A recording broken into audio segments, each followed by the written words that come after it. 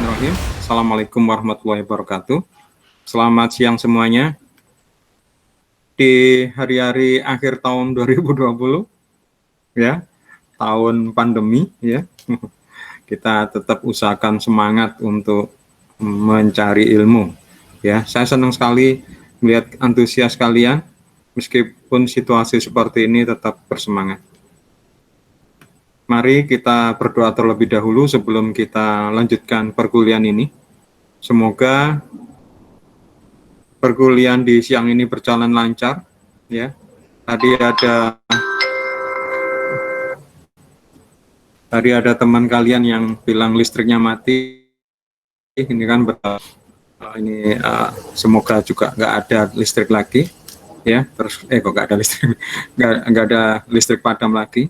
Dan yang lebih penting lagi, apa yang kita lakukan di siang ini, di tempat saya agak gerah ini, bisa mendapatkan apa yang kita inginkan, yaitu ilmu yang bermanfaat, yang bisa kita gunakan nanti bekal untuk kehidupan kita nanti kelak. Mari kita berdoa, menurut keyakinan masing-masing, berdoa mulai.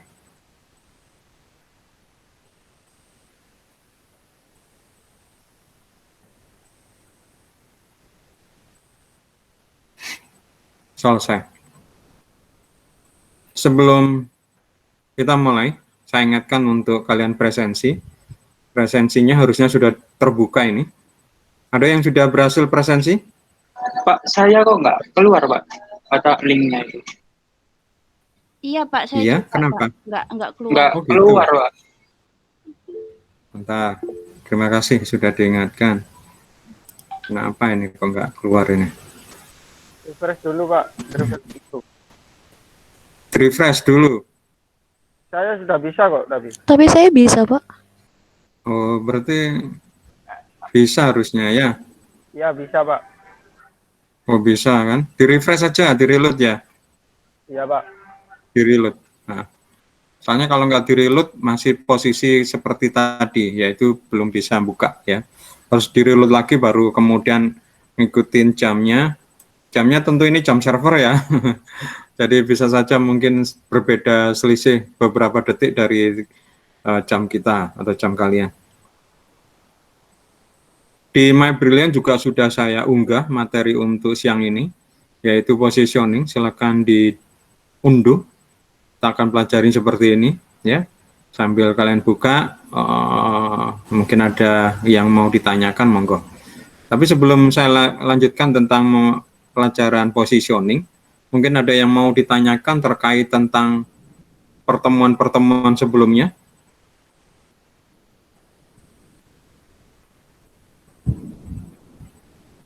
Ada yang mau ditanyakan? Nggak ada. Presensi aman? Semuanya sudah bisa? Daniel? Bisa, Pak. Sudah bisa?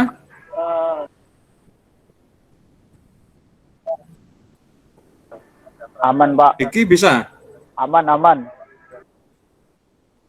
Kok tadi nggak bisa? Oh, kamu belum refresh ya? Oke. Daniel itu, bisa? Pak, punyanya Aurora itu. Oh, punya Aurora. Oh, sorry. Daniel bisa? Saya takut Daniel ini yang nggak biasanya komplain nggak bisa ini. Saya belum Daniel? bisa, Pak. Kita di refresh. Loh, kenapa? Kenapa? Kayak tanda tanya gitu tulisannya. Kamu pakai absen temanmu? Pakai Halo? temen gimana tuh, Pak? Kamu gunakan absen yang teman yang lain? Komputermu Nggak bisa, kamu Pak. pakai atau? Hah? Sudah dicoba pakai laptopnya temen tetap nggak bisa. Oh, bukan. Sebelum kamu login tadi menggunakan komputernya orang lain nggak? Atau komputermu dipakai orang lain nggak? Enggak, Pak. Ya, coba kamu refresh lagi sekarang, coba.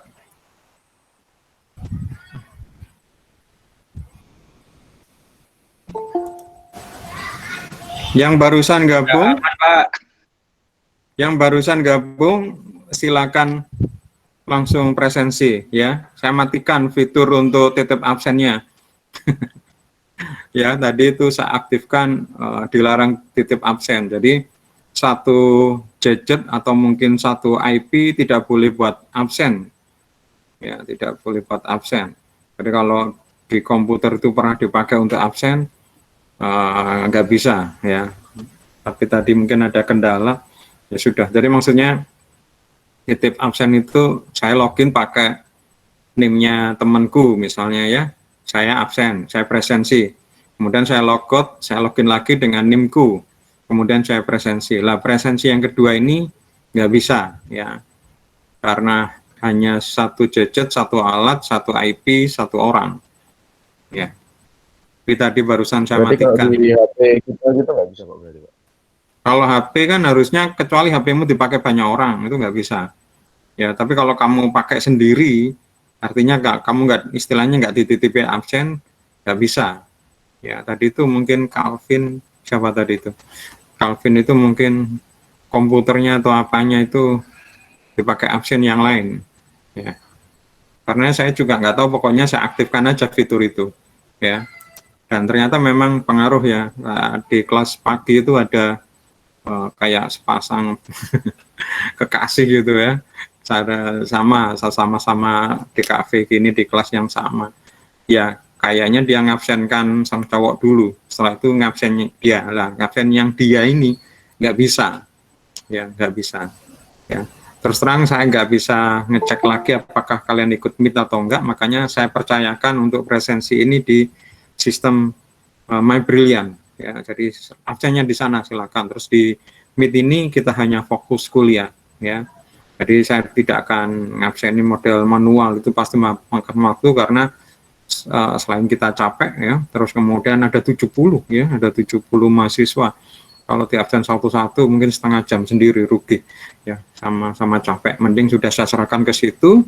Kemudian saya manfaatkan fitur yang sudah ada di My Brilliant, termasuk fitur-fitur canggihnya, misalnya tidak boleh titip absen. Ya, tidak titip absen. Ternyata memang ketika saya aktifkan itu, ya pasti ada beberapa yang kena itu. Ya, karena artinya memang kemungkinan ada yang titip absen. Ya, dia melakukan atau dilakukan ya di alat yang itu. Itu. Berarti gimana Pak? Ya gunakan gadget yang terpisah, atau di tempat yang terpisah mungkin, atau mungkin nggak boleh di satu rumah. Saya kapan hari dapat kasus Oke, saya sendiri nggak. Kenapa? Enggak, dulu Kenapa Raffi pernah nggak jelas suaramu? Dulu pernah di HP saya nggak bisa login, nggak bisa absen di HP saya sendiri. Kamu di mana? Di rumah, di kos-kosan atau bagaimana? Ya di rumah sendiri Pak. Di rumah sendiri. Harusnya nggak masalah, karena di rumah berarti IP-nya khusus untukmu, ya kan? Kalau kemungkinannya di kos-kosan itu bisa terjadi ya, karena yang diingat itu kalau komputer itu kan hanya mengenal IP, ya. Nah, jadi IP yang sama tidak boleh dipakai untuk absen 2 kali, ya. Coba, jadi IP yang diingat ya, bukan gadget. Ya, gadget itu ketika connect ke sesuatu, maksudnya ke access point itu pasti diberi IP yang berbeda. Kamu bawa laptop, kamu bawa HP, connect ke access point di rumah, WiFi itu pasti diberi IP yang berbeda. Ya, kalau tadi itu hanya dipakai satu, ya nggak masalah. Yang kayaknya yang saya pahami dari fitur ini adalah satu gadget itu dipakai untuk absen lebih daripada sekali. Ya kayak kasusnya yang kelas yang lain itu ya. Dia mengabsenkan dalam tanda petik misalnya pacarnya, terus kemudian setelah itu dia logout, login pakai NIM-nya dia sendiri, login, presensi lah. Ini yang kedua ini nggak bisa, ya, gitu. Meskipun tidak titip, misalnya, tak pinjam HP-nya, ada kasus lagi yang lain itu, pinjam laptopnya atau pinjam apa itu buat itu, terus kemudian dia gantian, ini juga nggak bisa. Ya itu mungkin bisa terjadi kalau misalnya nggak memberitahukan passwordnya, tapi langsung pinjam login untuk absen. Nah, itu yang pertama berhasil, yang kedua nggak berhasil, ya karena sistem akan melihat bahwa IP-nya itu sama, ya. Jadi ini tadi saya matikan, ya. Ya, Daniel, silakan. Kamu tanya apa?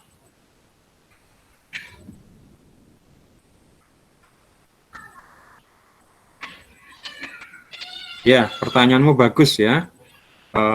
Kalau spokesperson di iklan itu hanya bagi mereka yang posisinya sebagai public figure, kalau nggak salah di teknik di televisi itu ada 3 yang berkaitan seperti wawancara ya, spokesperson, terus kemudian apa ya, kok saya lupa, ada interview, sama satunya itu adalah apa ya, pokoknya yang satu itu ada yang menggunakan public figure, ada yang tidak public figure, kemudian ada yang modelnya wawancara ya, jadi diperlihatkan seperti kayak kameranya, apa namanya, kayak mic-nya kayak gitu ya. Sebentar, saya kurang ingat ya, sebentar saya lihat dulu namanya, tapi sebenarnya hampir mirip ya, testimonial ya. Jadi kalau testimonial ini itu istilah aja ya mungkin ya. Testimonial ini menggunakan public figure. Kalau spokesperson tidak menggunakan public figure. Ya, Pak Yusuf, apa bedanya public figure atau tidak? Public figure itu sederhananya terkenal. Ya, kemarin saya contohkan misalnya Oli Top One itu ada namanya, ada apa? Dan itu memang terkenal ya, artis ya. Ada bintang film, ada penyanyi ya kan. Tapi yang kayak iklan Dove itu kita nggak kenal ya, meskipun diberi nama tapi itu bukan orang yang terkenal ya, itu spokesperson ya. Kemudian interview itu malah tidak terkenal sama sekali, bahkan mungkin tidak ganteng, tidak cantik ya, kayak gitu ya. Sedangkan biasanya yang masih spokesperson sama testimonial itu memang agak bagus ya, sedangkan yang itu seakan-akan ya orang kebanyakan lah kayak gitu. Oke, mungkin bisa itu jawaban saya, Daniel. Masih belum jelas? Monggo kalau masih belum jelas tanya lagi. Terima kasih Pak. Pak, kalau ini misalnya di televisi itu mereka yang artis gitu ya, kalau spokesperson itu. Misalnya kalau di televisi mereka yang bawa iklan itu. Kalau artis-artis itu apakah mereka juga bagian dari public figure, contohnya seperti iklan yang tadi Pak jelas? Itu gimana Pak? Iya. Jadi cuma bedanya di public figure atau tidak. Public figure itu tentu orang yang terkenal ya. Bisa saja mungkin kamu kenal, aku gak kenal ya. Ya, yaitu makanya minimal dia sudah memiliki gampangannya sebuah apa ya, prestasi atau sebuah apa ya, sesuatu yang lebih banyak dikenal gitu loh ya. Jadi misalnya contoh ada artis ini cuma hanya gampangannya artis sinetron yang nggak terkenal gitu ya. Nah ini mungkin termasuk public figure karena tetap dia terkenal, dikenal orang lain. Artinya public figure itu orang yang terkenal ya. Artinya orang lain yang tidak ada hubungannya, tetangga, teman, ya kerabat itu kenal ya kayak gitu ya. Tentu semakin terkenal semakin banyak dikenal ya. Tapi tetap aja kok, kemarin kan saya pernah cerita Mark Zuckerberg itu liburan ke Indonesia, ke apa namanya, ke Borobudur. Lah waktu dia asik-asik melihat Borobudur, dimintai tolong sama suami istri turis Jepang untuk motret. Ya orang-orang yang tahu bahwa yang dimintai tolong itu orang terkenal ya cuma mesem-mesem ya, si orang Jepangnya nggak tahu.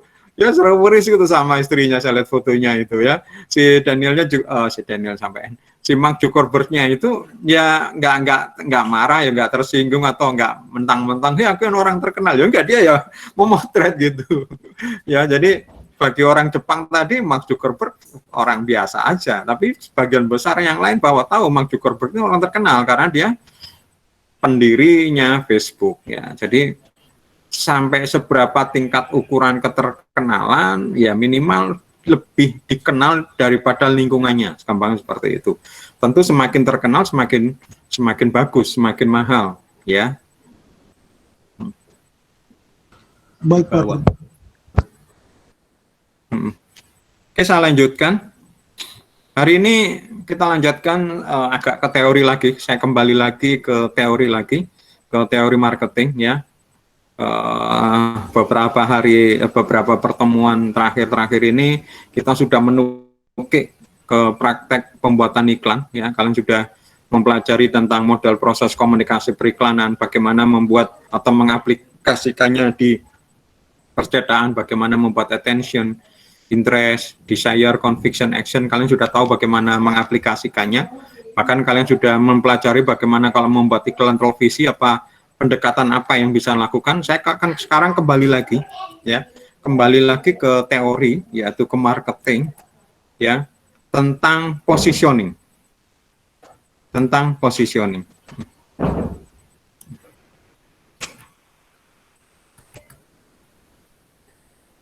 Ya, materinya sudah saya unggah di My Brilliant, silakan diunduh. Kenapa kok kita mundur lagi tentang positioning? Ya, karena memang kalian sudah memahami itu bagaimana jenis-jenis iklan dan macam-macam. Sekarang kita lihat lagi sebelum sampai ke tahap lebih lanjut. Kita akan belajar dulu tentang positioning. Apa sih yang dimaksud dengan positioning? Mungkin sebelum saya jelaskan, kalau misalnya saya tanya ke kalian, apa itu position? Bukan positioning ya, saya tanyakan kalian, position. Posisi, Pak. Pak. Nah, posisi itu apa maksudnya? Penempatan. Oh, penempatan, betul sekali ya. Jadi positioning berasal dari kata position. Position itu tempat ya, penempatan ya, ditempatin. Biasanya dulu kalau kita main-main atau mungkin kadang-kadang kita telepon, posisimu nang ndi? Dinteni konco-koncone nyangkruk nang warkop burung teko, posisimu nang ndi? Oh, nang kene, waduh jatuh lo nang dia tak omongi ya. Ini artinya posisinya di situ dan kita tahu ternyata masih jauh. Nah, positioning ini hampir sama seperti itu ya. Jadi posisi, namanya posisi ya, berarti ditempatin. Nah, positioning ini bagaimana meletakkan. Jadi kalau posisi tempat ya, misalnya kotak gitu di pojok itu. Nah, sekarang positioning ini kita menempatkan di mana? Di pojok, di tengah, nah itu namanya positioning. Loh, Pak Ucup, kenapa kok kita harus melakukan positioning? Ya, mungkin sebelum saya jelaskan ini, pada dasarnya begini. Sebelum itu mungkin saya ulangi lagi pertanyaan ke kalian. Mengapa kita perlu belajar marketing? Halo, ada yang bisa jawab? Bosan Pak Yusuf ditanyain bola-balik tentang marketing. Ya nggak apa-apa, justru ini kembali lagi ke sini, ke dasar dulu. Ayo, ini kan sudah berkali-kali saya tanya, kenapa kok kita perlu belajar marketing? Halo? Biar Untuk cara. penjualan Nabila produk, Intan? Pak. Aini? Iya Pak. Biar ngerti Kenapa cara ini? Produk. pemasarannya Pak. Biar tahu target marketnya siapa juga.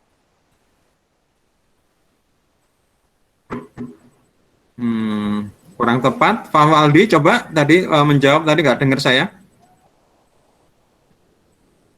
Untuk menjual produk, Pak. Yang jawab tadi Biar bisa menjual laku produk. banyak, Kurang Pak. tepat. Ya, itu tujuan akhir ya. Tapi kenapa kok kita perlu belajar marketing? Memang itu tujuan akhirnya.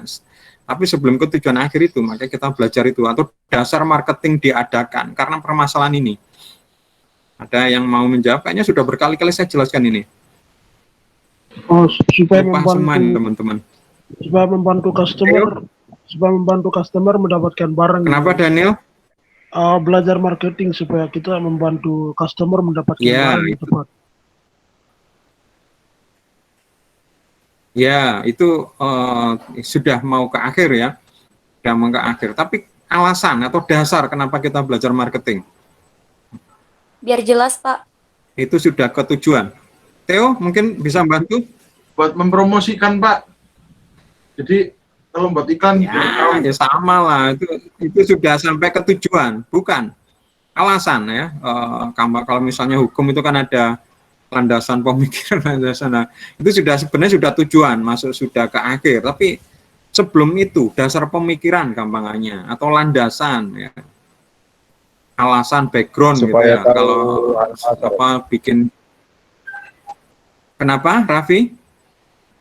Supaya tahu tempat pemasarannya, Pak. Nggak apa sih dengar lawan aku, Rabi. pasarnya, Oh, supaya kurang tahu tepat. tempat lawan.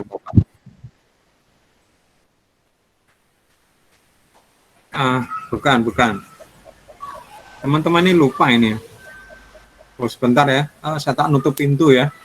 Anginnya ngebes ini. Saya takut suaranya mengganggu kita. Hujan.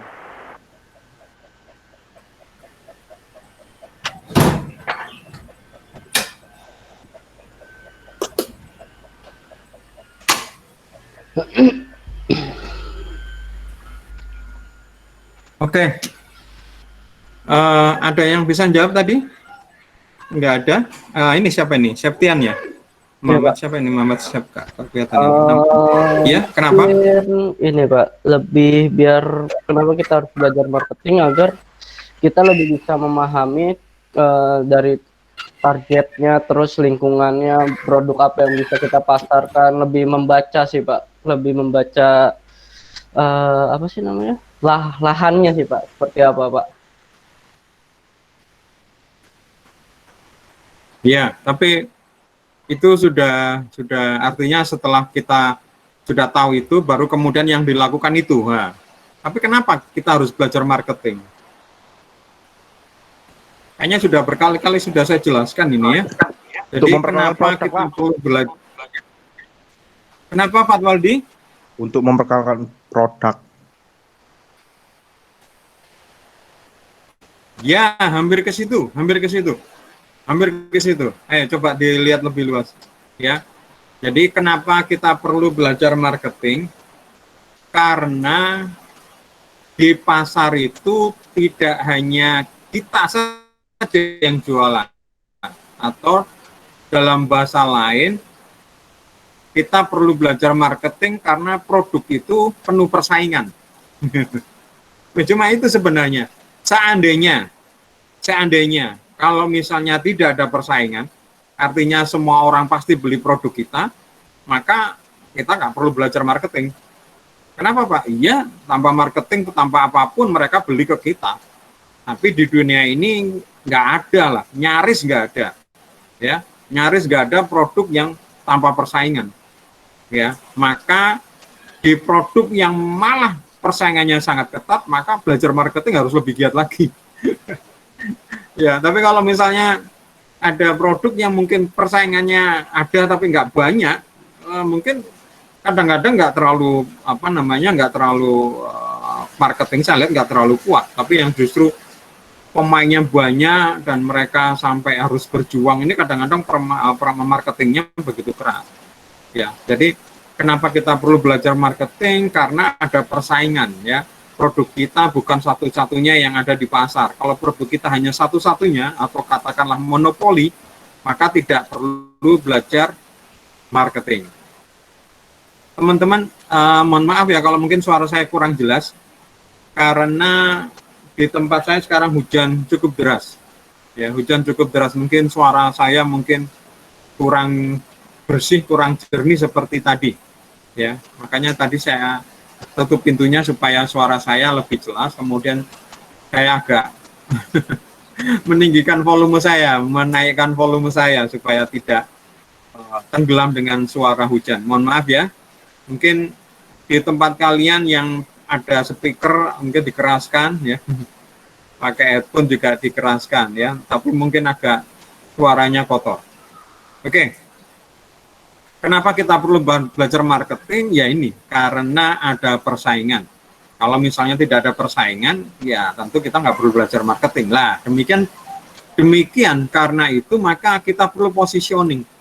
Karena apa? Karena otak manusia, daya ingat manusia itu terbatas.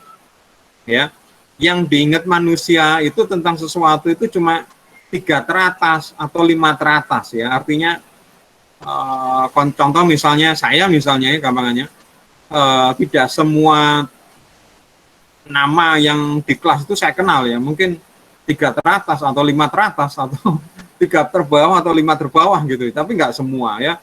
Demikian juga orang-orang padahal seperti itu, seperti misalnya merek sabun yang diingat mungkin 3 yang terkenal ya, yang lainnya nggak dikenal ya, kecuali mungkin kalau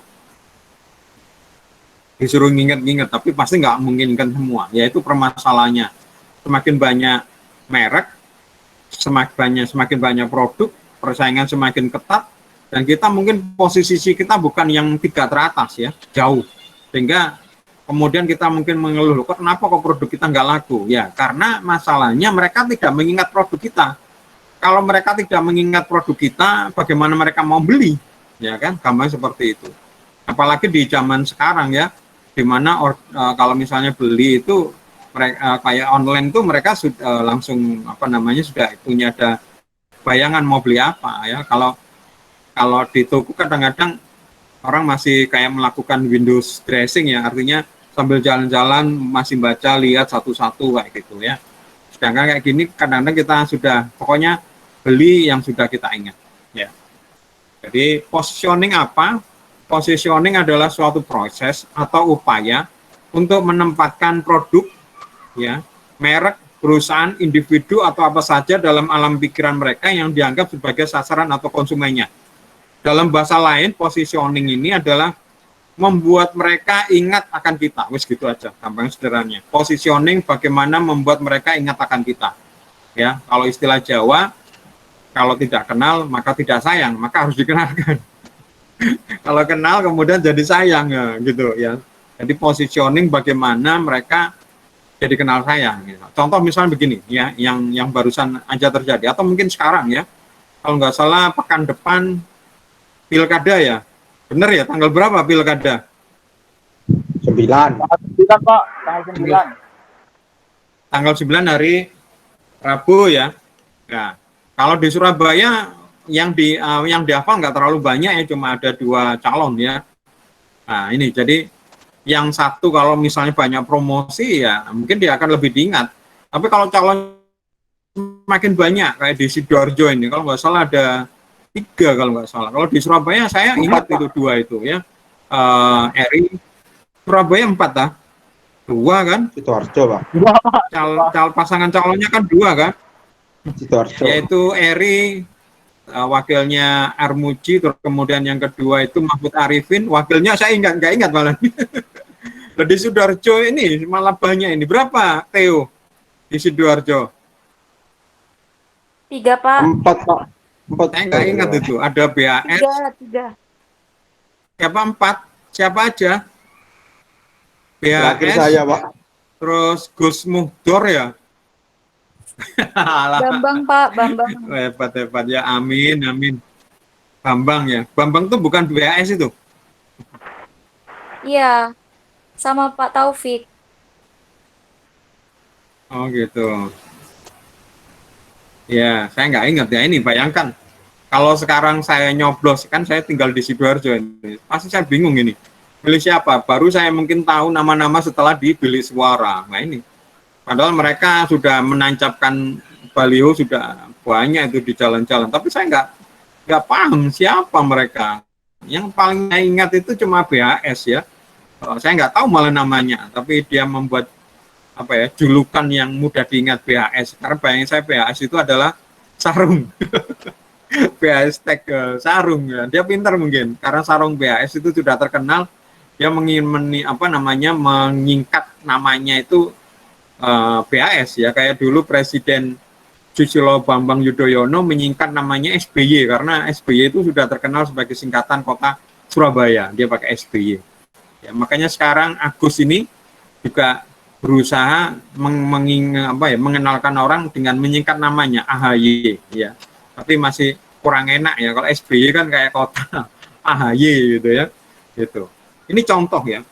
Bagaimana kalau misalnya produk dan merek kita tidak dikenal, ya tentu tidak akan dipilih gitu ya. Nah, ini makanya sebenarnya iklan ini, tanggung jawab iklan atau pekerjaan iklan ini adalah bagaimana membuat tadi itu diingat ya. Jadi positioning, dari tujuan akhir iklan ini sebenarnya juga positioning ya. Apalagi kalau pilkada sedikit ya sebenarnya, berapapun misalnya kayak bupati itu paling cuma anggap saja 4 atau 5, nggak terlalu banyak lah ya banyak ya, tapi bayangkan kayak caleg ya, caleg itu lebih banyak lagi. Lebih banyak lagi malah ada 40 atau 50 gitu ya, bayangkan ya. kalian tambah mengingat lagi, malah klenger lagi nih, siapa aja ini, wong 4 aja, 3 aja calon bupati aja kita sudah bingung ini. Nah, ini apalagi kalau caleg yang anggota DPR itu lebih banyak lagi. Maka memang diperlukan marketing atau iklan ini lebih jelas ya, karena tujuannya itu ya. Marketing ditopang apa aja? Ada yang masih ingat? Oh Pak Yusuf mundur meneh kok senengane badai. Ya supaya kalian tambah mantep lah. Pak Waldi, marketing apa, ditopang apa? Lupa Pak. Nah, ini kayaknya mau menjawab. Apa Pak? Marketing kenapa? Marketing itu ditopang oleh pilar apa saja? Atau POAC komponen ya? marketing itu apa aja? POAC? TO aja. Bukan ya? Hah? Yang planning TO aja. POAC Hah? Pak. PO Kenapa ini? POAC Pak. Planning? Bukan, salah. Itu mungkin manajemen itu kalau POAC itu. Planning, organizing, planning, evaluasi kayak gitu ya. Itu manajemen itu. Bukan marketing. Oh, kalau lupa teman-teman ini, waduh teman-teman ini bagaimana ini? Yang Kadang-kadang empat ya, saya mundur, nggak bisa jawab lagi yang intinya. Ya betul 4. Ini ingat ini siapa ini? Sep. identifikasi strategi Oh apa? apa ya, materi bukan apa ya, konten bukan Pak, terus sama Bukan itu kamu apa itu, komponen apa itu, nggak tahu aku. Bukan, jauh sekali. Oh, aduh, komponen marketing ini teman-teman harus 4P, Pak. hafal di luar kepala ini. 4P. Ya betul Yang sekali. produk promo. Ini yang menjawab. 4P produk Ya betul Terus- sekali. Ya begitu teman-teman. Kok sudah lupa ini? promotion. Ini kok tiba-tiba ingat? Oh tadi kamu jawab POIC, terus sekarang kok bisa menjawab 4P? Gimana kok bisa? Iya tadi kepikirannya manajemen Pak, bukan marketing. Di part N, Pak. Part N. Ya. Apa itu?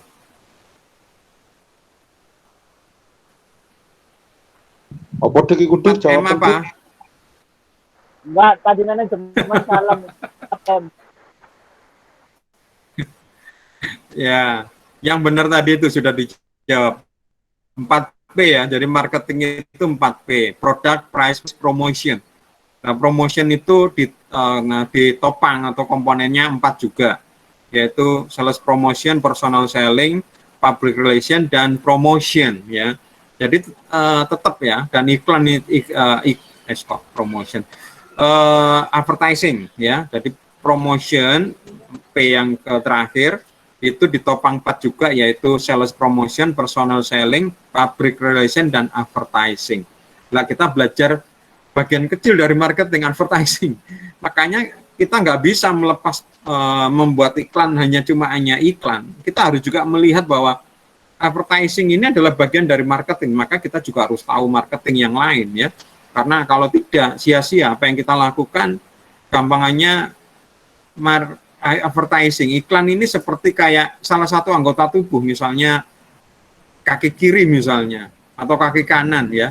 Kaki kanan ini hanya kalau misalnya bergerak sendiri, yang lainnya nggak bergerak ya, nggak bisa kemana-mana, meskipun kaki kanannya sangat giat, tapi nggak kemana-mana kalau lainnya itu. Makanya lainnya juga kalau bisa bergerak, kaki kiri, tangan kanan, tangan kiri, itu semua ya, jantung apa kayak gitu. Jadi harusnya bahwa misalnya kalau anggota tubuh kaki kanan ini berjalan mengikuti irama yang lain ya. Coba kalau kalian lihat ya, kalau berjalan itu kan kayaknya sudah bagus ya, ketika kaki kanan melangkah, kaki kiri ke belakang, dan tangan kanan ke belakang, tapi tangan kiri ke depan. Nah ini tanpa kita lakukan ya ternyata jalannya otomatis seperti itu. Coba misalnya kita lakukan kaki kanan terus kemudian kaki kanan ke depan, tangan kanan ke depan, kaki kiri nggak bisa jalan itu ya, jalan tapi lucu sekali ya. Apa istilahnya, jalan robot ya. Jalan robot loh, nggak kayak gitu. Oke, jadi saya ulangi lagi kenapa kita perlu belajar marketing.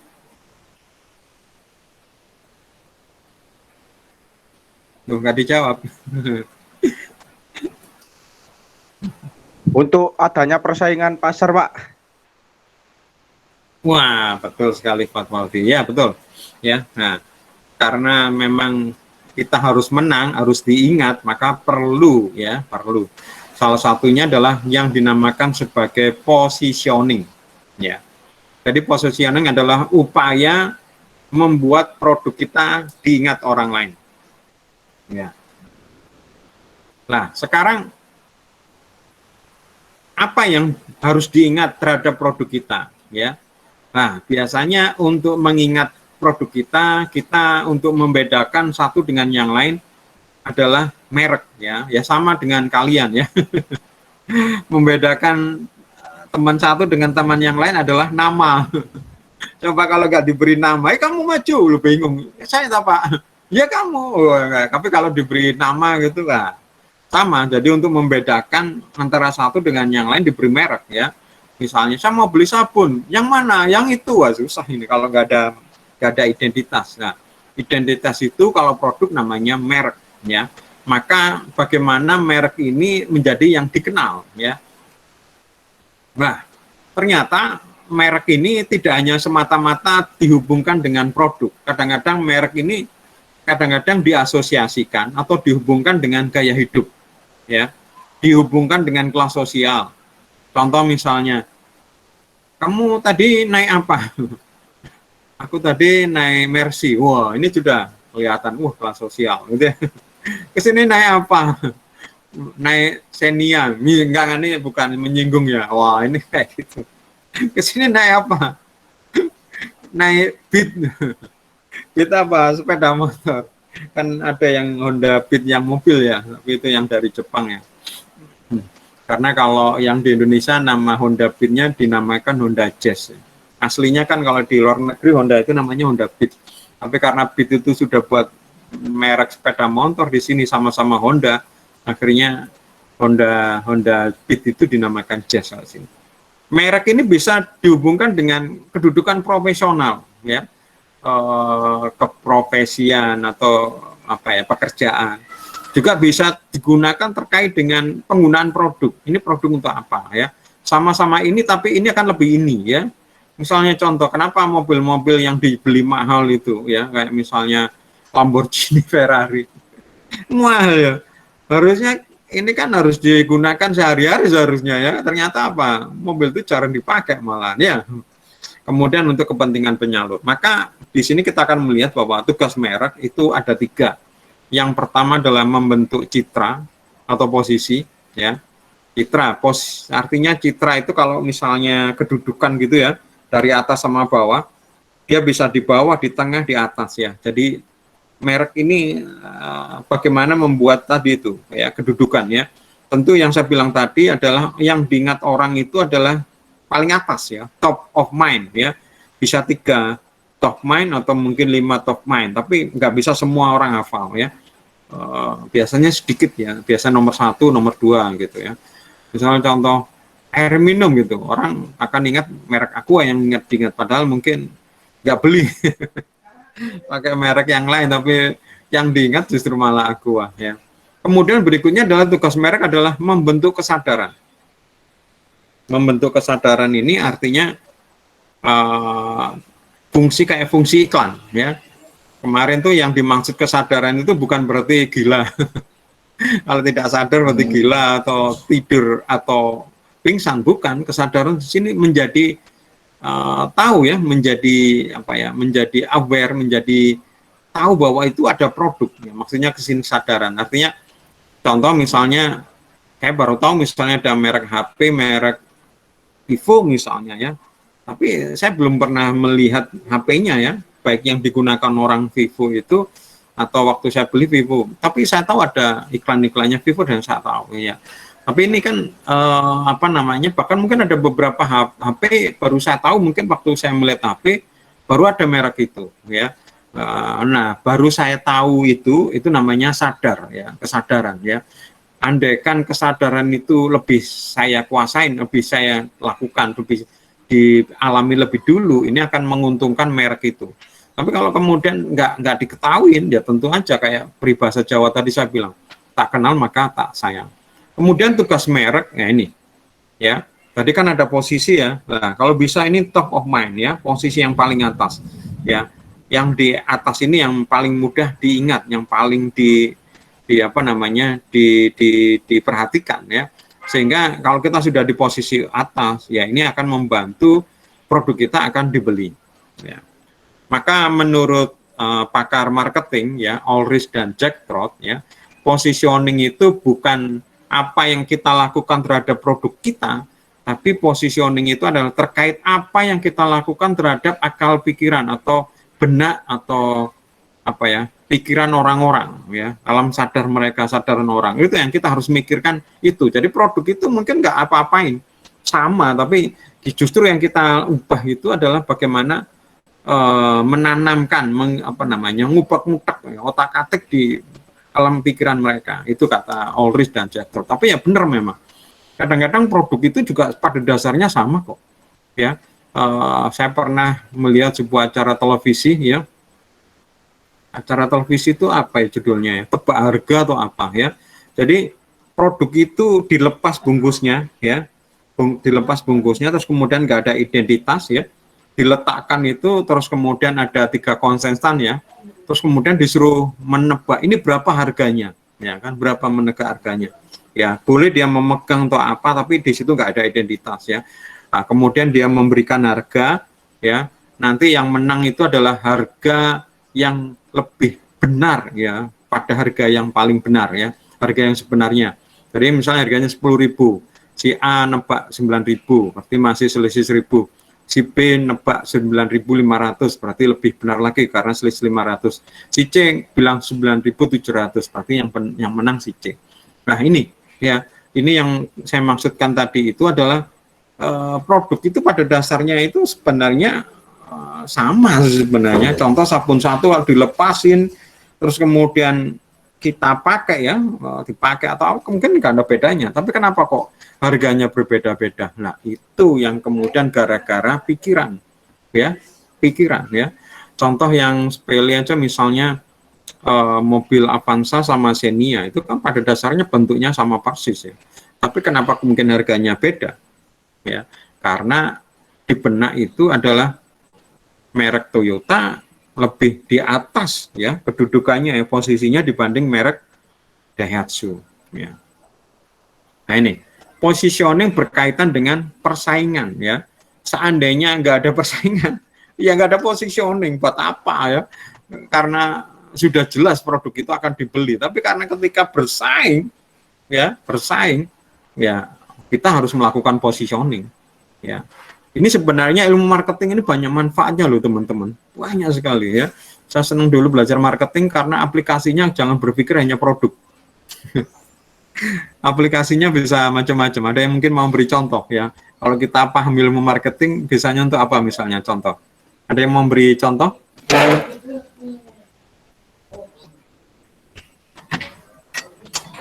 Pilkada itu, Pak.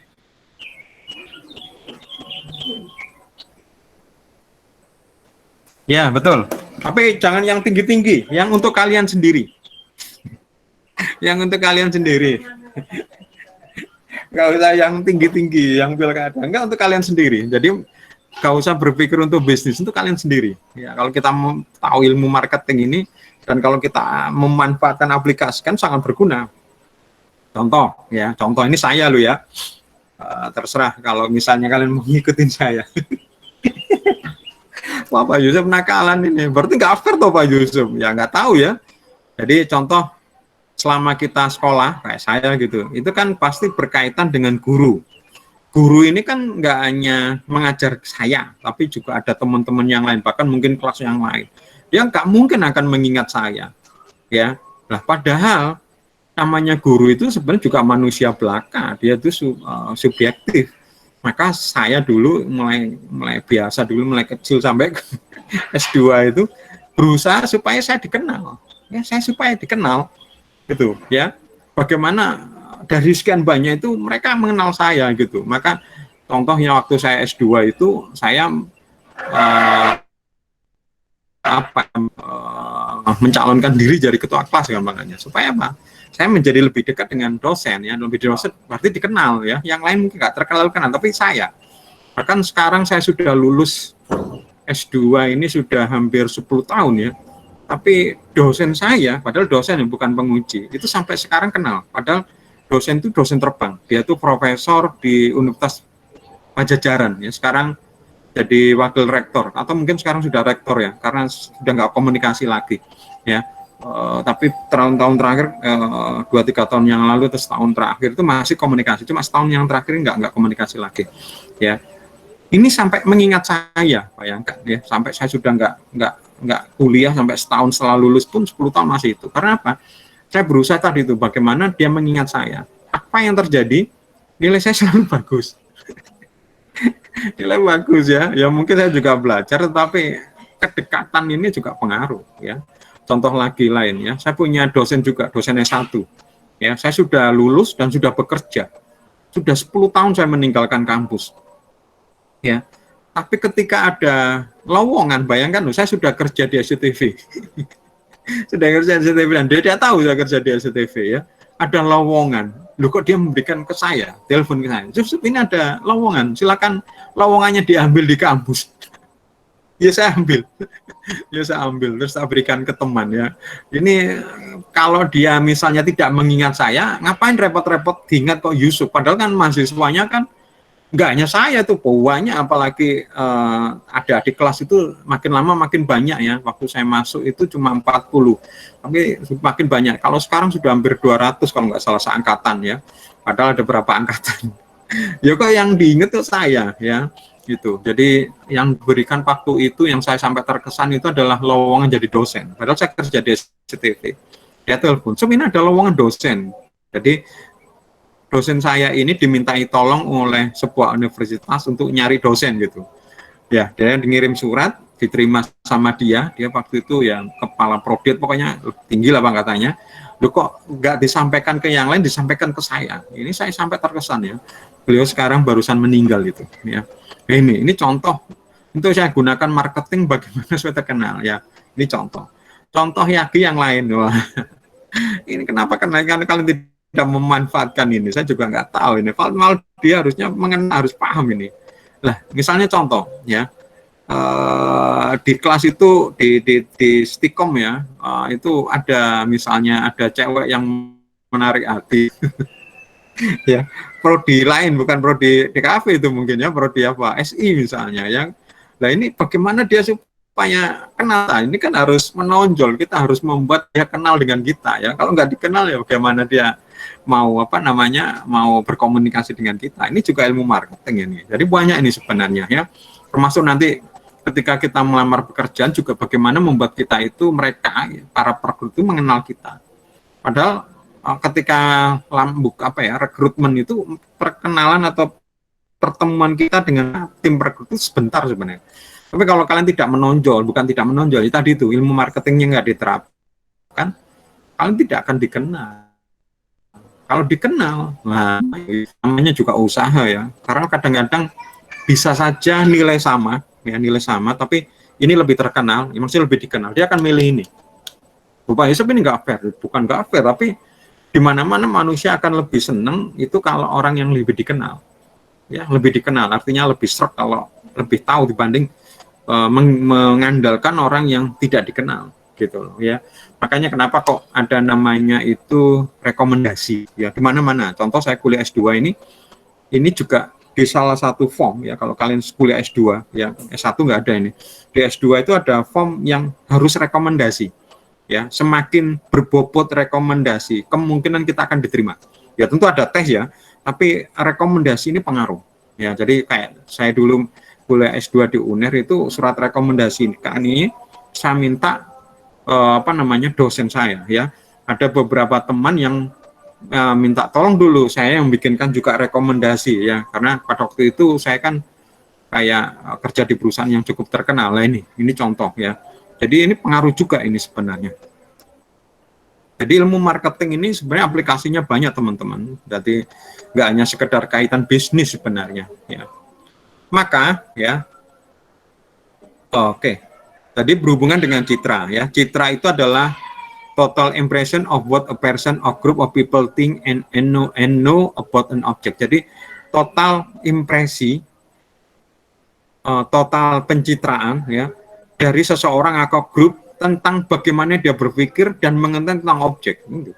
Kalau dia malah sama sekali tidak memilih, tidak kenal, ya, tidak tahu ya bagaimana dia akan bisa dipilih. Tahu pun ini juga harus tahu bahwa yang dipikirkan harus positif loh. Oh, kamu kenal Yusuf? Kenal, gitu. Bagaimana Yusuf? Oh, bagus ini. Ah, ini bagus. Ya, maksudnya kita harapkan seperti, kamu kenal Yusuf? Ah, Yusuf kayak gitu kok. Ah, pokoknya negatif. Wah, ini kenal tapi citranya jelek. Ini juga nggak bagus juga. Ya, apalagi tidak dikenal. Ya, kamu kenal Yusuf? Nggak kenal. Sudah selesai, gitu. Ya. Maka tujuan suatu iklan biasanya dibangun atas 4 komponen. Yang pertama adalah aspek perilaku. Ya, iklan itu dibangun atas 4 komponen. Yang pertama adalah aspek perilaku, yaitu tindakan-tindakan yang diharapkan pada calon pembeli. Artinya iklan itu berharap bahwa calon pembeli ini bertindak seperti yang kita inginkan. Ya, apa tindakan kita harapkan? Tergantung ya produknya ya. Kalau misalnya itu merupakan barang ya kepinginnya mereka membeli produk kita. Kalau jasa mereka mungkin diharapkan membeli jasa kita. Tapi kalau misalnya pilkada diharapkan mereka memilih kita ya dan macam-macam. Terus kemudian hampir sama dengan perilaku adalah sikap ya, berhubungan dengan sikap atau keistimewaan produk. Kemudian berikutnya adalah kesadaran. Sekali lagi kesadaran di sini maksudnya itu bukan dia itu pingsan atau tidur ya. Maksudnya kesadaran ini dari tidak tahu menjadi tahu ya, kesadaran. Khususnya untuk produk baru ini perlu ya kita bisa merebut kesadaran calon pembeli ya, karena memang tujuan iklan itu. Kalau enggak tadi itu, pokoknya konsepnya sebenarnya iklan itu kayak orang Jawa, tidak kenal maka tidak sayang. Kalau tidak dikenal, bagaimana akan disayang? Maka harus dikenal dulu. Setelah dikenal, kalau bisa setelah mereka kenal, kemudian mereka mengingat kita hal yang baik ya. Jadi istilah kalau sekarang pencitraan ya. Setelah kenal, kalau bisa mereka tahu kita itu tentang hal yang positif. Kenal Yusuf. Wah, gimana Yusuf? Wah, Yusuf tuh orangnya tuh bagus, bla bla bla bla. Wis, kamu berkawan dengan Yusuf aja. Wis, pokoknya kalau ada bisnis, wis berikan aja ke Yusuf. Yusuf dapat dipercaya. Ini berarti ini bagus ya. Kenal Yusuf. Yusuf siapa? Yang ini. Oh, enggak selesai, guys ya.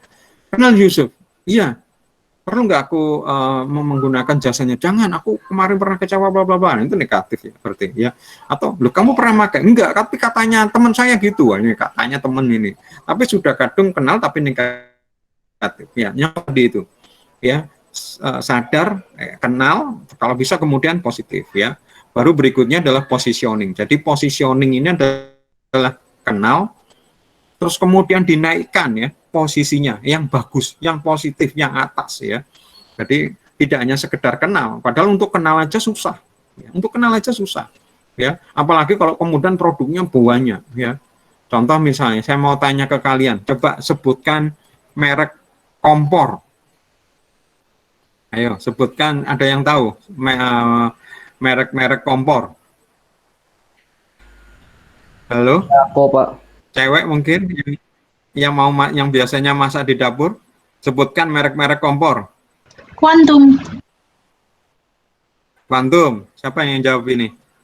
Koratna, 1. Ayo, Quantum terus. Miyako, Pak. Rinnai. Hok, Pak, Hok. Rinnai. Moderna, Oh. Moderna, Moderna. Hok, Pak. Modena. Kompor Hok. Hok. Nah. Kompor Hok. Kamu kok tahu merek Hok? Iklannya, Pak. Theo, kenapa kamu kok tahu merek Hok? Iklannya itu pernah aku lihat, Pak, iklannya, Pak. Gimana? Di TV, Pak, tapi beberapa tahun yang lalu, Pak. Karena saya sudah tidak pernah lihat TV, Pak. Di TV apa? Di apa? TV RCTI Di mungkin. TV apa, Theo? RCTI mungkin, Pak.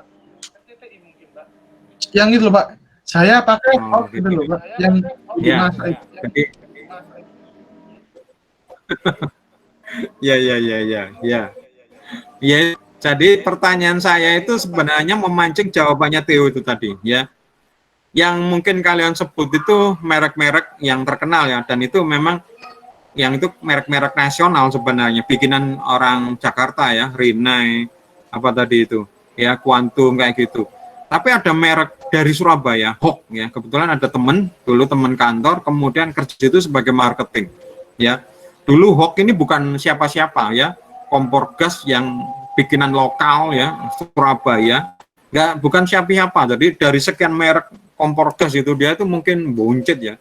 Tapi kemarin saya tanya lagi gimana gitu, dia bilang merek Hok ini mendekatin kalau nggak salah ranking 3, kalau 3 top 3 ya. Luar biasa kan, lokal Surabaya, tapi pemasarannya nomor 3 ya. Tapi orang masih belum banyak loh merek Hok gitu, karena yang paling diingat ya pasti Rinnai itu atau Quantum ya, karena Quantum itu orang pasti mengingat sebagai kompor ya. Saya dulu kerja di perusahaan namanya Quantum. Kalau saya ceritanya kadang-kadang lucu ya. Saya kerja di perusahaan namanya Quantum ya. Quantum HRM Internasional. HRM itu Human Resource Management Internasional ya. Sering saya mengangkat telepon. Selamat pagi, Quantum.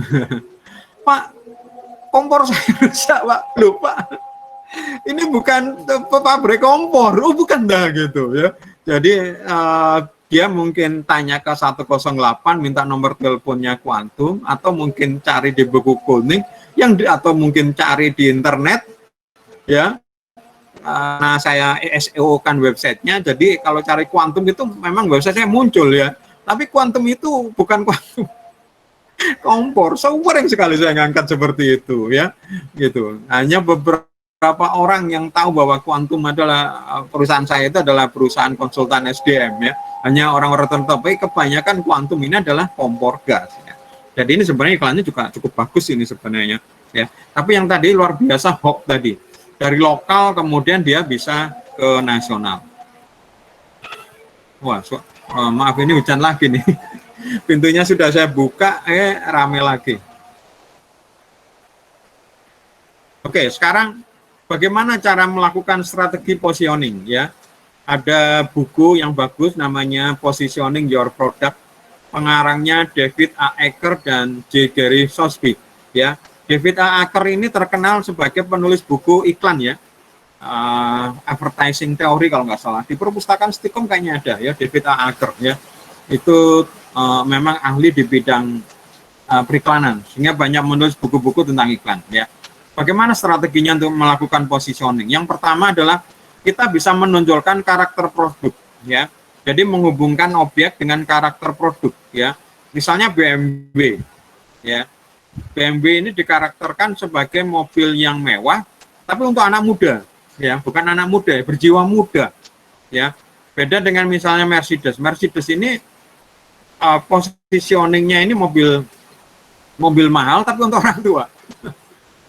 Ya tertawa Pak Zob ya, karena saya teringat kalau lihat-lihat iklannya BMW itu ya, kadang-kadang mengecek iklannya Mercy ya, karena mesti kalau Mercy itu diposisikan seperti orang tua ya, orang tua tapi kaya ya, sedangkan BMW ini orang kaya tapi bergaya anak muda. Kayak apa contohnya ya? Kalau misalnya kayak kalau orang kaya tapi bergaya muda itu kayak misalnya Mark Zuckerberg gitu ya. Kaya tapi bergaya anak muda ya, pakaiannya celana jeans atau apa, tapi sebenarnya kaya, maka mobilnya cocok BMW misalnya ya. Kemudian Volvo ya, Volvo ini iklannya ini selalu menekankan pada kekuatan ya. Dulu mobil-mobil dinas para menteri itu selalu mereknya Volvo, tapi sejak Presiden SBY dengan wakil JK yaitu Yusuf Kala itu baru diganti ya. Pertama kali itu mobil dinasnya menteri itu adalah Toyota ya. Sebelum-sebelumnya zamannya Pak Harto mobil dinas itu pasti Volvo. ya, karena Volvo itu kuat ya. Kalau saya pernah melihat beritanya atau artikel tentang uji tabrak itu ya, jadi mobil ditabrakkan ke tembok, tapi bukan beneran ya, jadi ya sudah dites gitu, di dalamnya ada kayak boneka-bonekan, itu setelah ditabrakkan kemudian dilihat ya, mobil Volvo ini yang gampangannya yang ringan dampaknya ya, itu Volvo. Makanya mobil-mobil dinas di luar negeri itu untuk menteri apa menggunakan Volvo ya, orang yang lebih percaya sama kekuatan itu Volvo ya. BMW diposisikan sebagai mobil bagus tapi murah ya, maka namanya Volkswagen, mobil rakyat, value for money. Contohnya itu adalah mobil VW Kodok, itu saya pernah melihat iklannya ya, cheap but not apa ya, kalau diterjemahkan murah tapi bukan murahan gitu kan, makanya ya. Maka karakter produk itu dapat dibagi menurut beberapa kriteria. Pertama adalah karakter fisik. Karakter fisik berarti fisik ini adalah bisa disentuh, bisa diraba ya. Jadi kalau misalnya contoh iPhone ya sama misalnya Samsung, ini desainnya beda kan.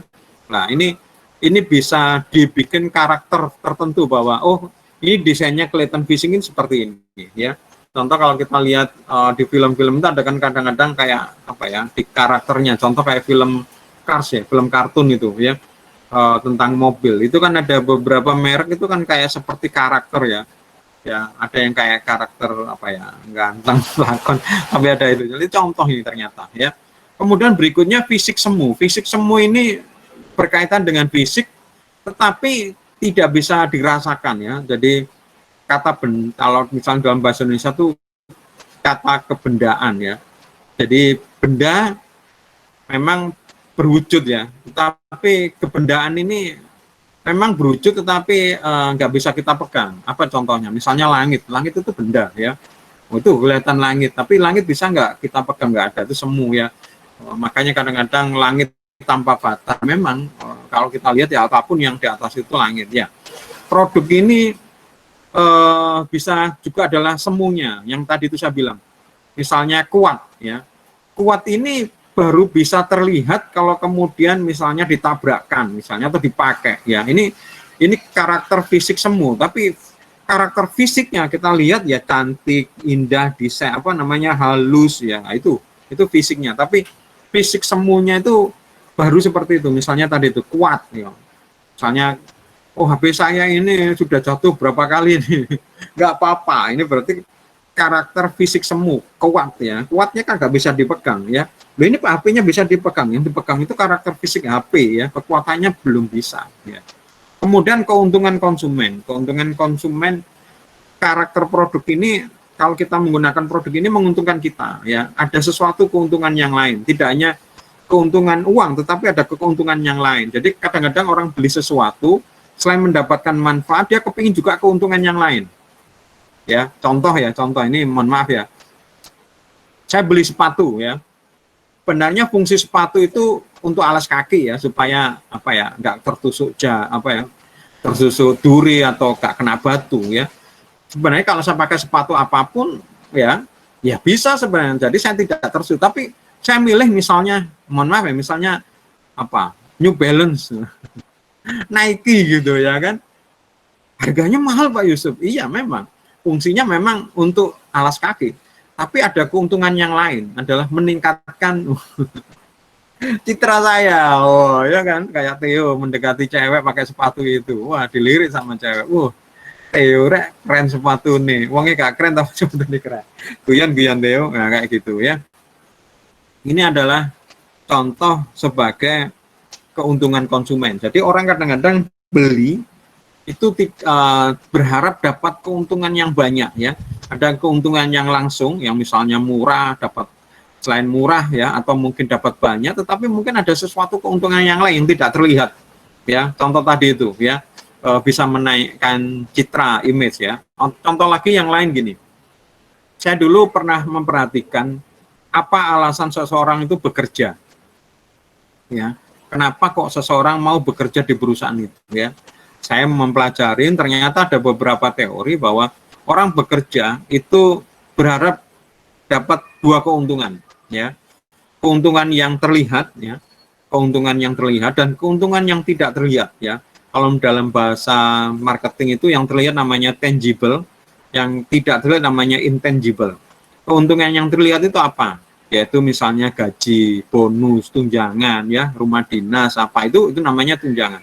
Yang tidak terlihat, keuntungan yang tidak terlihat, itu adalah misalnya suasana kerja, ya misalnya, terus kemudian image, ya, perusahaannya itu keren misalnya, ya,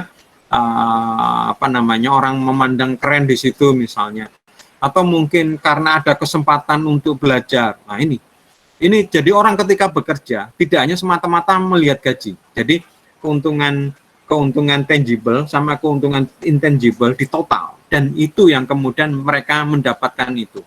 Jadi kalau misalnya kita mau merekrut karyawan, usahakan yang diceritakan jangan hanya cuma tangible, ya, ceritakan intangible, ya. Dulu waktu saya rekrut itu mesti saya ceritakan juga intangible. Misalnya, jadi ketika mereka mau saya tes gitu ya, mereka berkumpul dulu kan, misalnya nanti kita silakan datang ke kantor, kita akan tes ya, kita akan rekrutmen itu pukul 9, mungkin dia datang sebelum pukul 9 ya. Pas pukul 9 itu sebelum ngapa-ngapain itu saya ajak keliling ke kantor, ya. Padahal belum jadi pegawai, nggak apa-apa. Saya tunjukkan nih suasana kerjanya seperti ini supaya mereka, oh seneng ya, karena mungkin ada orang mungkin berbeda-beda ya. Aku pinginnya itu juga santai. Ternyata ini cocok ini kayak gini. Nah, ketika mereka mulai mengerjakan tugas, mereka kan sungguh-sungguh karena kepingin kerja di sini. Karena supaya kita perlihatkan bahwa nggak hanya gaji, ya, nggak hanya gaji. Contoh lagi yang lain ya, mohon maaf ya, ini mungkin yang tersinggung ya. Saya dulu punya teman KKN ya, teman ini belum lulus, dia ngelamar jadi PNS dengan menggunakan ijazah SMA-nya, ya, diterima ya. Nah, ternyata ketika KKN ini citra sebagai PNS ini dianggap tinggi, ya, sehingga banyak orang tua yang gampangannya ingin menjadikan dia sebagai menantu, ya. Jadi padahal kalau misalnya mereka tahu bahwa, mohon maaf ya, misalnya zaman itu ya, nggak tahu sekarang ya, gaji PNS itu nggak banyak, tapi citra sebagai PNS itu mungkin tinggi ya, atau mungkin bukan PNS ya, ada yang contoh misal jadi polisi atau jadi tentara. Mungkin gajinya, ya, saya nggak tahu ya sekarang ya, bisa saja mungkin saya dengar ya, gajinya nggak banyak, tapi citra itu. Sehingga banyak orang yang kepingin punya menantu tentara, polisi.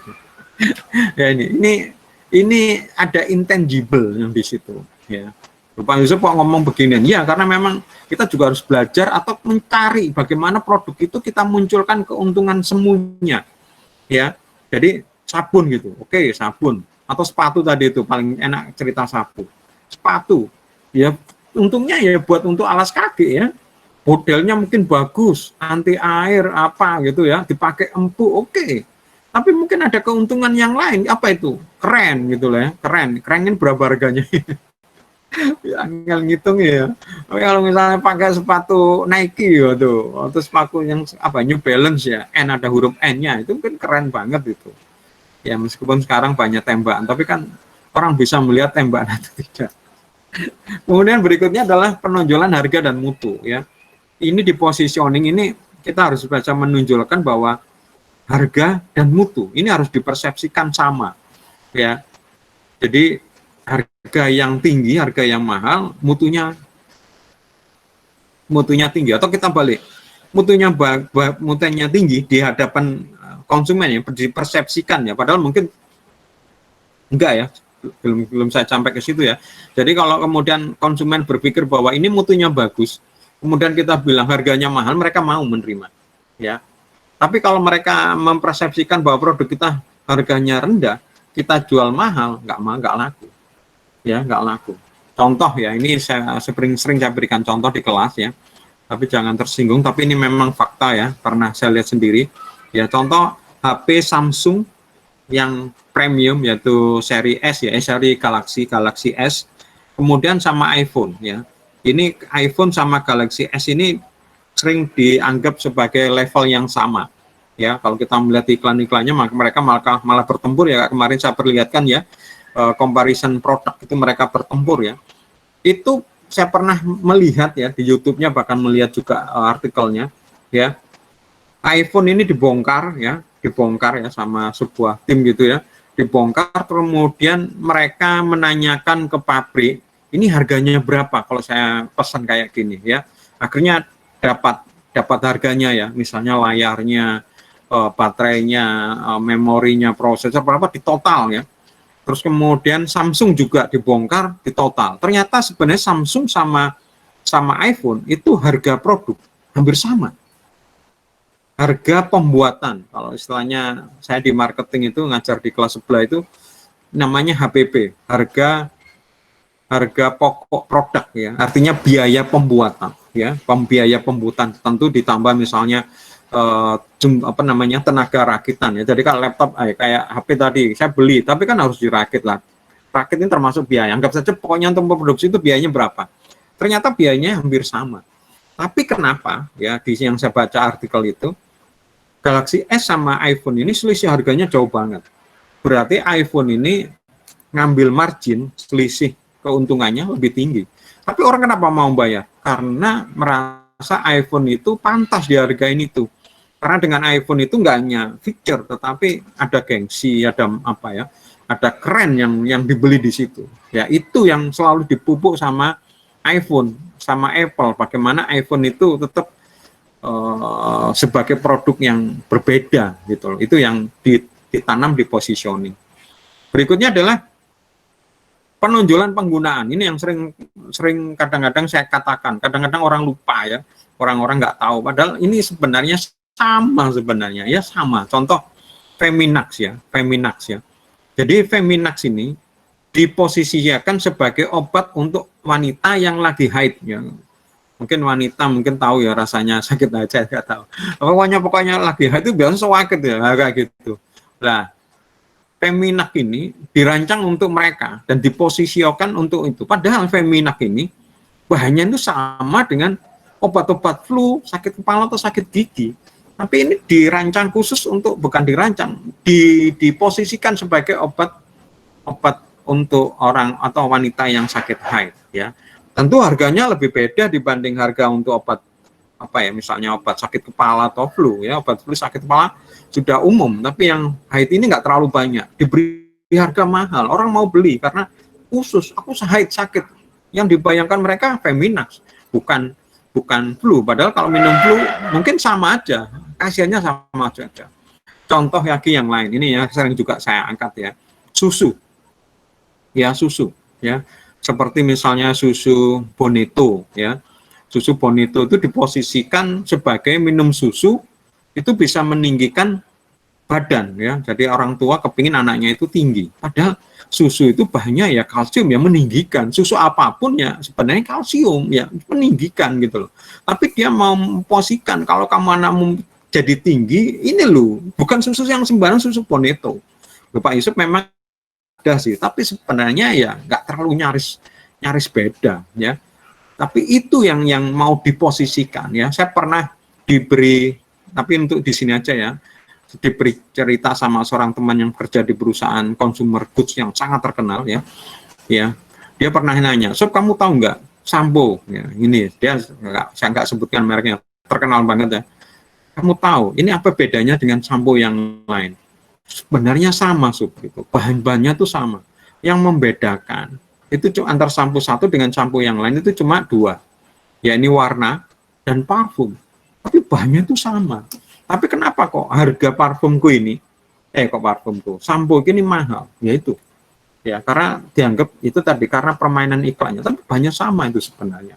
Ya, contoh yang tadi kembali lagi yang kayak Femin ya, kayak susu. Ada lagi misalnya susu tuh, saya senang itu contoh susu. Anlin. Ya, susu Anlin itu diposisikan untuk susu untuk orang tua ya, tulangnya yang sudah berkurang kualitasnya, kropos atau apa, disuruh minum susu Anlin. Padahal namanya susu juga untuk tulang ya.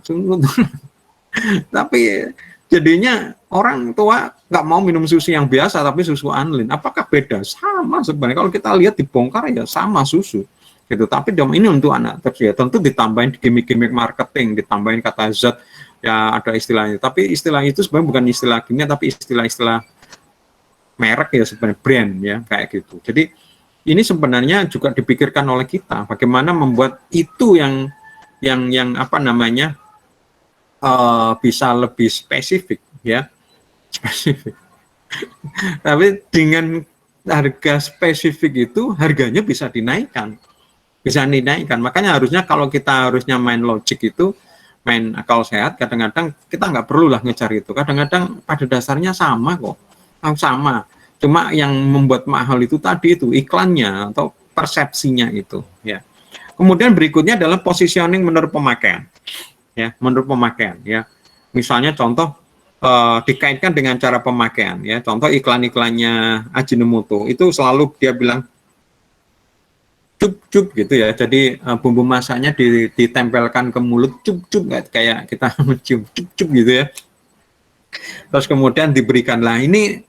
Ketika kita melihat iklan itu, kadang-kadang kita juga ikut latah ya, melakukan yang persis yang diiklankan itu. Jadi dengan cara cup tempel seperti itu, jadi kita memberinya itu sebanyak dengan apa yang di iklan, ya, sehingga cepat habis. Ini contoh, ya.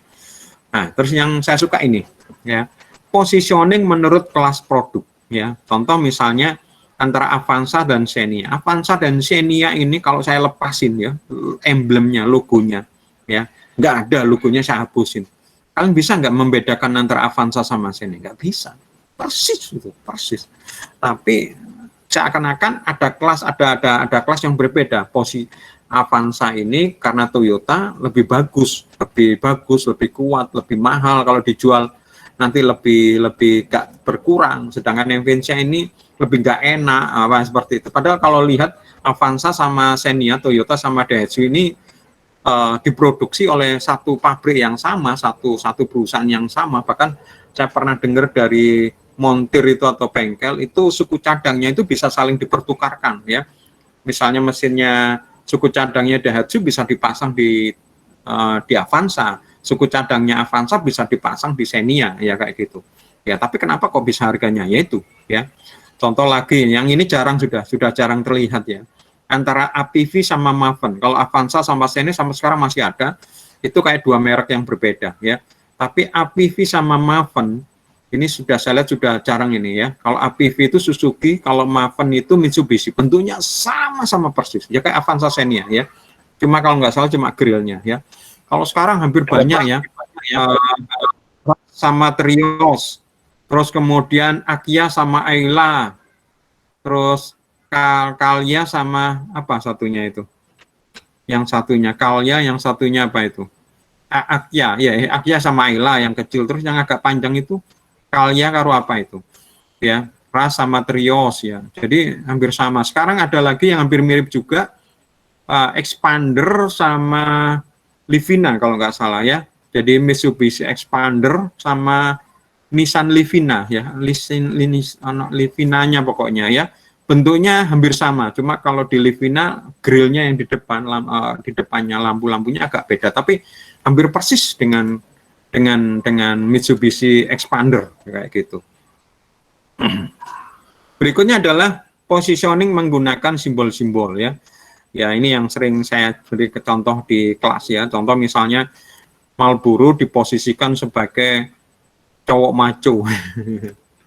Cowok maco itu apa sih? Kalau saya bayangkan cowok maco itu ya kayak koboi itu, ya, rambutnya pirang, terus apa, wajahnya ini kayak kotak gitu, ya, rahanya kotak, ya, gak banyak senyum, ya, kelihatan ada brewoknya tapi dicukur, ya, tapi nggak cukur bersih, kelihatan masih ada itu tangannya kekar, dadanya gitu, ya. Nah, itu kelihatan maco, ya.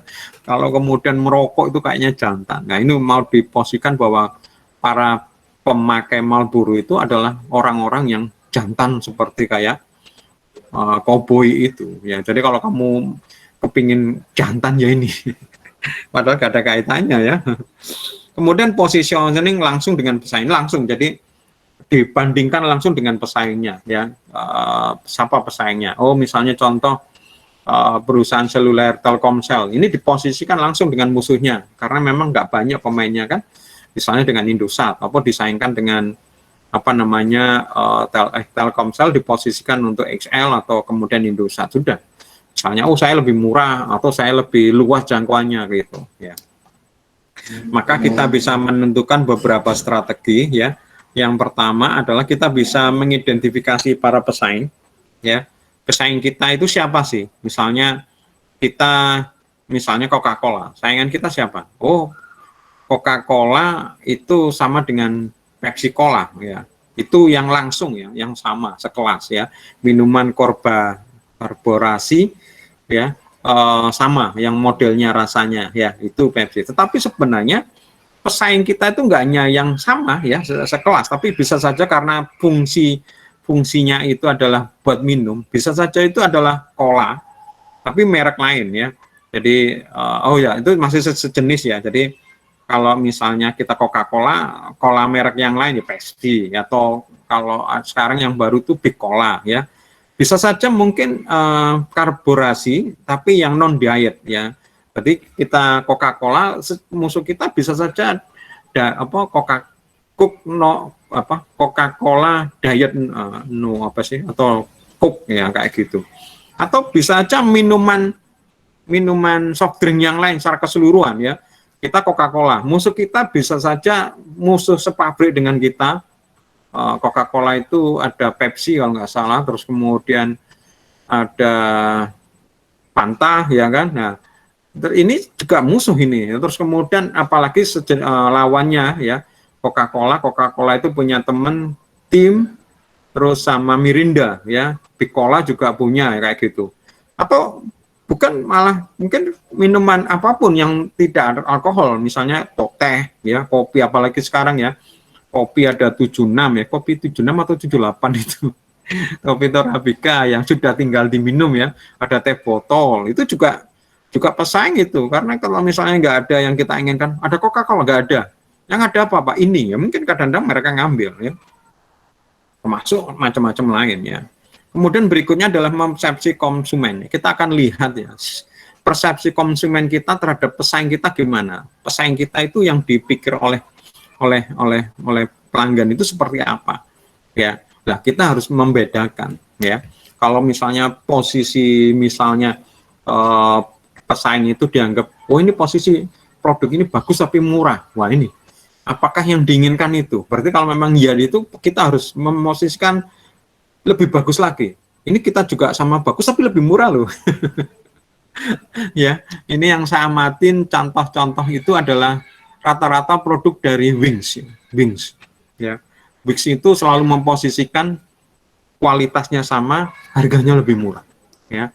Kualitasnya sama, harganya lebih murah, diposisikan ya. Contoh misalnya untuk sampo dia punya Emeron ya, tapi lebih murah dibanding Sunsilk ya. Terus kemudian dia punya Ciptaden, itu sama kualitasnya dengan Pepsodent tapi lebih murah. Bahkan untuk makanan dia punya mie sedap ya, yang katanya lebih bagus malah dibanding Indomie tetapi lebih murah. Kemudian kopi dia punya Top ya, yang lebih murah dibanding white coffee ya, tapi kayak gitu ya. Pada dasarnya harganya sama sih sebenarnya ya.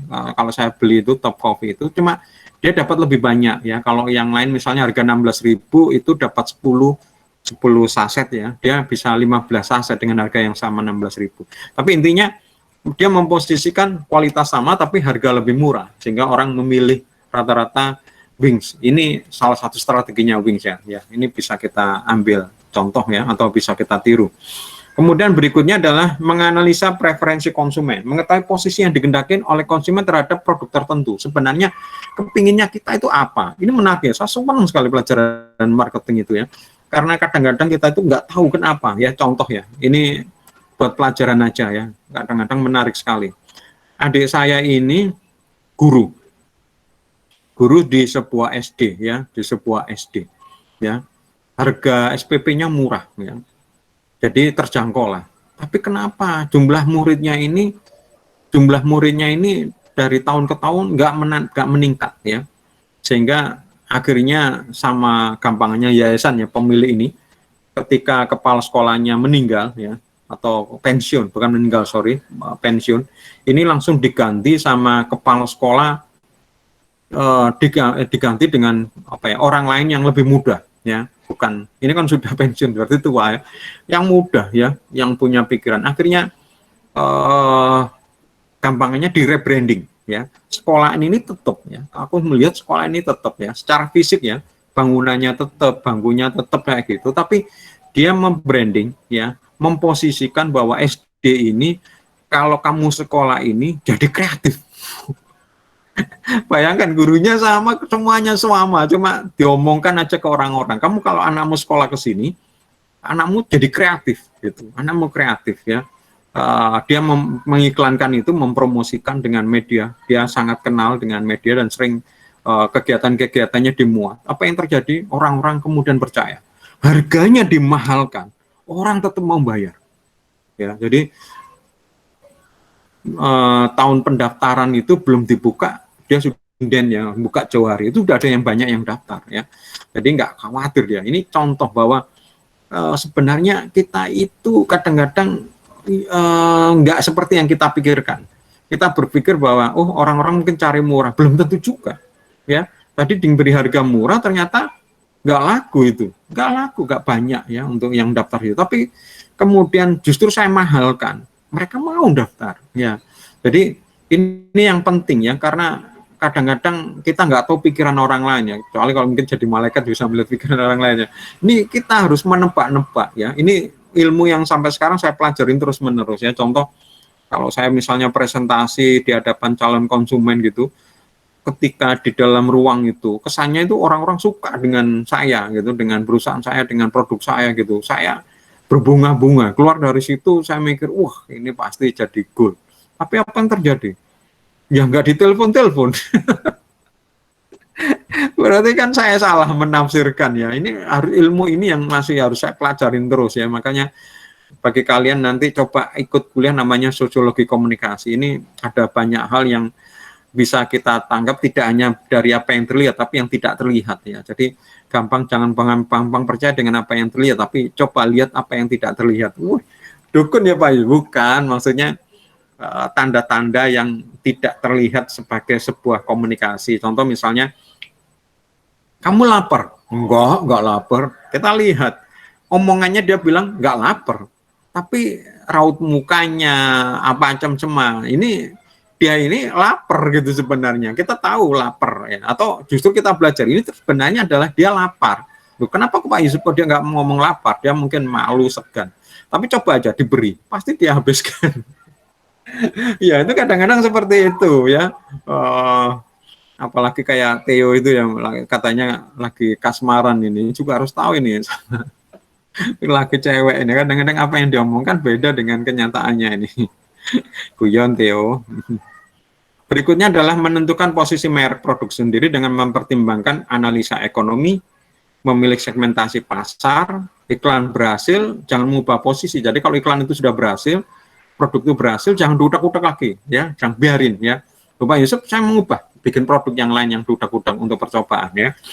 Saya sudah mempraktekkan ini untuk YouTube saya ya. Kalau berhasil ini saya nggak mau ngutak-ngutak, bahkan ganti judul apa enggak. Takutnya ketika saya jadi judul itu nanti berbeda ya. Kalau sudah berhasil ya sudah, tapi kalau nggak berhasil boleh masih diutak-utak sampai kemudian berhasil. Tapi kalau diutak-utak tetap nggak berhasil ya sudah nasib. Tapi kalau sudah berhasil jangan diutak, takutnya nanti turun ya. Lupa Yusuf, ini saya biarin tukar turun ya nggak apa-apa ya. Nanti kalau sudah turun boleh diutak-utak lagi. Tapi kalau sudah berhasil biarin aja. Ya ini contoh ya. Ini ada gium di dunia bisnis. Kalau sudah berhasil ya udah, jangan diubah-ubah lagi. Waduh salah Pak, ini harganya ini sebenarnya rugi, gak apa-apa mungkin, tapi berhasil mungkin dengan volume banyak jadi untung ya, misalnya salah hitung atau apa kayak gitu ya. Kemudian adalah pertimbangan simbol. Yang terakhir adalah ikuti selalu perkembangan posisi kita dan posisi pesaing ya. Jadi positioning ini tadi hubungannya dengan posisi ya, kita harus melihat dulu kedudukan kita ya. Ini teman-teman tentang masalah positioning. Agak lama yang kita belajar sampai 1,5 jam. Ada yang mau ditanyakan terkait hal positioning ini? Belum ada, Pak. Selalu belum ada sifat Waldi. Memang belum ada, Pak. Kalau saya tanya nggak bisa jawab, tapi kalau disuruh tanya nggak mau juga ada, tapi ditanyain nggak bisa jawab. Apa Daniel, kamu tanya apa?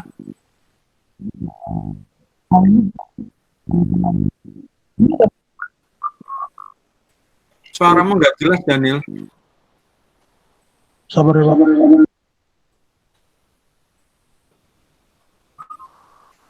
Ya. Ada yang mungkin yang lain bertanya?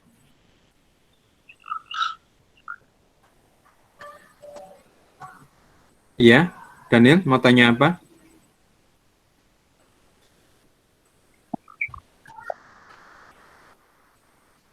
Ya, Daniel mau tanya apa? Gak jelas ya? Diketik aja. Gak usah, kalau misalnya mic-nya kurang bagus, diketik aja. Di chat. Ya, di chat. Saya tunggu tanyanya di chat. Yang lain mungkin mau ada pertanyaan yang lain? Sudah presensi kan? Sudah diketutup ini presensinya. Sudah 1,5 jam yang lalu. Oh, aku kok nggak lihat Karima ini, ketua kelas kita ini. Di mana ketua kelas kita ini? Ya, Pak. Walah, Karima, kamu di atas tuh nggak kelihatan. Lah nggak ada yang menyala ini, apa namanya, kameranya. Kenapa ini kalian nggak mau menyalakan? Bagi teman-teman yang kuliah daring ini pakai wifi, mohonlah dinyalakan kameranya. Kan nggak makan kuota unlimited. Yang pakai wifi di rumah yang langganan IndiHome dan macam-macam itu kan sudah langganan fix kan, berapapun kan nggak masalah. Tapi yang pakai seluler itu biasanya pakai paket ya makan ya, makan. Iya, Pak. Ya Pak, apa ini? Dinyalakan kameranya atau ya apa ini? Kok ada tangannya kelihatan, ini maksudnya apa ini? Ketekan, Pak. Loh, ini tanganmu kelihatan terus ini, lu tanganmu kelihatan terus. Apa maksudnya ada tangan ini? Nggak hilang ini tanganmu ini. Oh iya, sudah Pak, saya hilangkan. Ketekan. Ada yang ya? Wah, Rasandria. Oh, kamu kok pakai helm? Loh, kamu kuliah tuh pakai helm ini? Pencet Pak, pulang kerja Pak. Oh gitu. Iya. Jadi saya di Maybelline nggak bisa absen Pak. Kayak servernya penuh gitu. Waduh, kan saya sudah bilang tadi absen. Silakan, silakan presensi.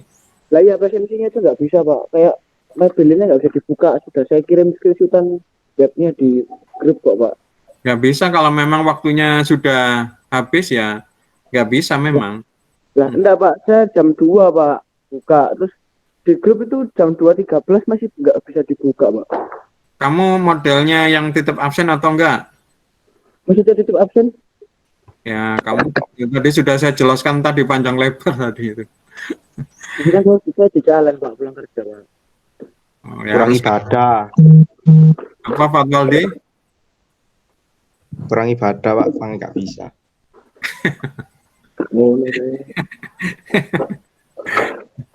Waduh, ini solusinya ya apa ya, aku bingung lah. Kamu sudah diberi tanggung jawab sama orang tua kuliah, terus kamu memprioritaskan kerja.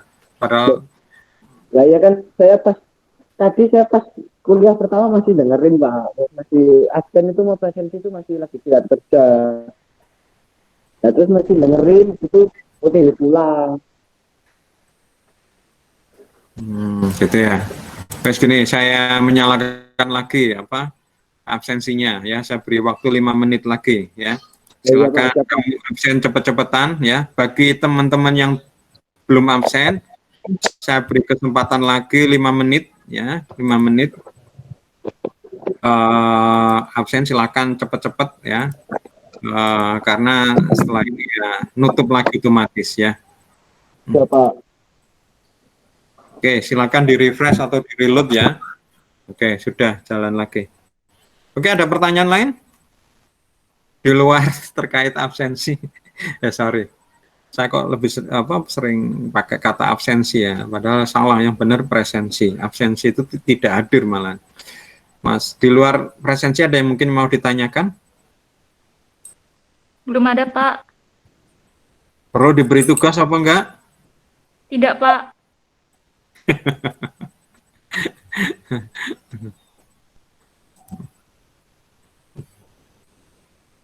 Ya, oke. Kalau nggak ada pertanyaan, kita akhirin perkuliahan ini, sudah hampir 1,5 jam. Ya, position. Presensinya ditulis absen, Pak. Presensinya ditulis absen, Pak. Iya, karena kalau nggak diisi otomatis secara sistem dianggap absen. Dianggap apa namanya? Dianggap absen. Ya, absen itu artinya itu.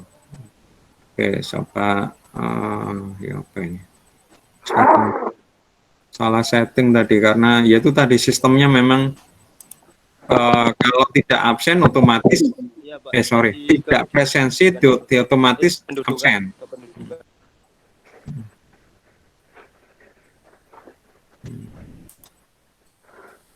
Gedung itu, oke. Ya susah ini karena secara sistem sudah otomatis diisi sama sistem.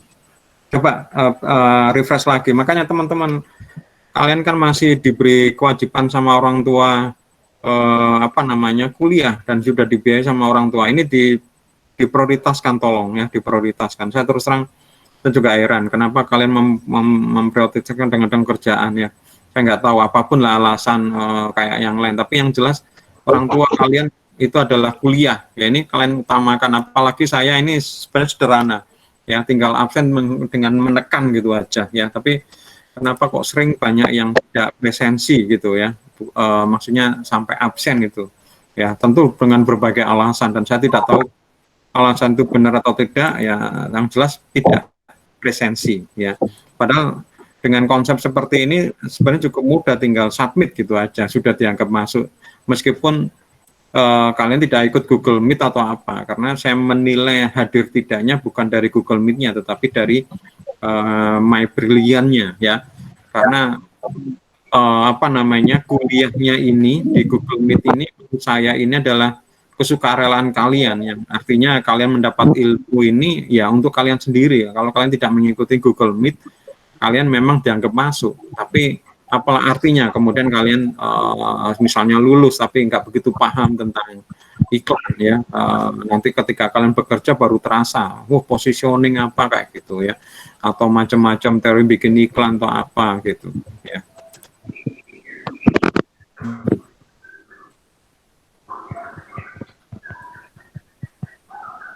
Oke. Kalau nggak ada pertanyaan lain saya akhirin ya.